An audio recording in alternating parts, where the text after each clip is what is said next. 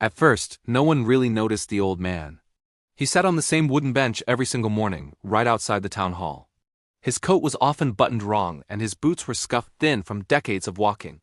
His name was Walter Briggs, though most folks just called him the old vet, if they bothered to call him anything at all. To the town, Walter was basically invisible. Teenagers would laugh as he shuffled by. Office workers would step around him like he was just a crack in the sidewalk. Even the polished and loud council members would wave him away when he tried to speak during public meetings. "Sit down, sir," they'd say. "This meeting is for serious matters." Walter always just nodded politely and sat back down. He never raised his voice, never argued. He'd just fold his hands that carried scars no one ever bothered to ask about. The town was changing fast. New buildings, new rules, new people who didn't know its history. And according to the town council, Walter's small, humble home near the river was now in the way of progress. One morning, a notice appeared on his door. Eviction property required for development. Walter read it slowly, twice. Then he folded the paper carefully and slipped it into his coat pocket. At the next council meeting, he stood up again, leaning on his cane. "I'd like to speak," he said quietly. A collective groan went through the room. "Oh, not this again," muttered a councilman. Another snapped, "We've already discussed this." The chairwoman didn't even look at him. "You'll be compensated," she said flatly. "Please sit." Walter opened his mouth, then closed it. He gave a single nod and sat back down, his eyes lowered. People around the room smirked. "Old man doesn't know when to quit," someone whispered. What they didn't know was that Walter had learned long ago that sometimes silence is much more powerful than shouting. 3 days later, a fleet of black SUVs rolled into town. Not one or two, but 7 of them. They parked right in front of the town hall, engines humming as their doors opened in perfect unison. Men and women in dark suits stepped out, followed by uniformed officers. Then came a man in full dress blues, his chest heavy with medals. The entire town froze.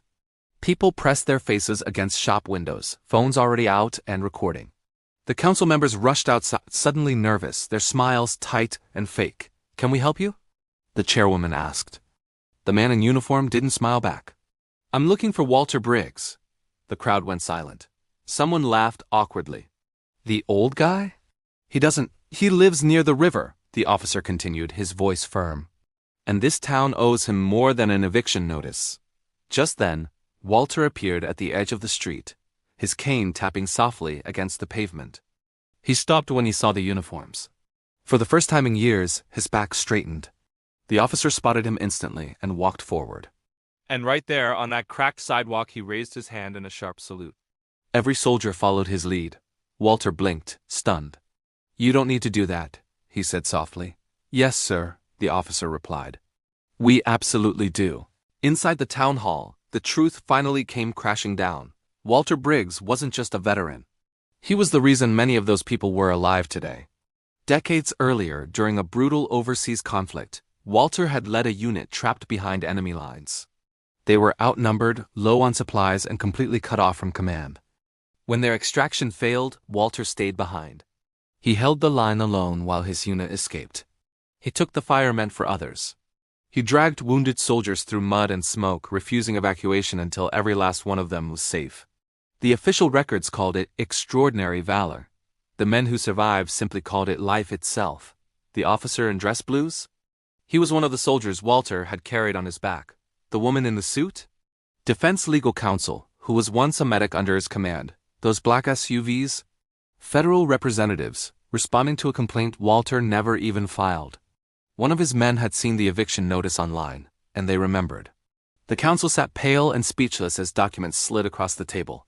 Walter's home was on protected land. The development plan violated federal veteran housing laws. The town was now facing lawsuits, funding freezes, and national scrutiny. But Walter just raised a hand. "That's enough," he said. Everyone turned to him.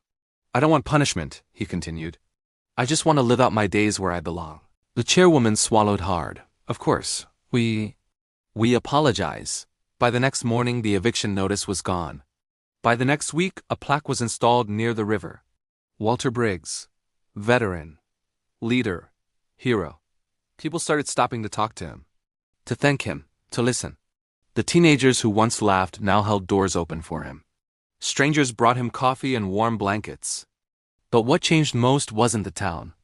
It was how people saw him. They no longer saw a frail old man on a bench.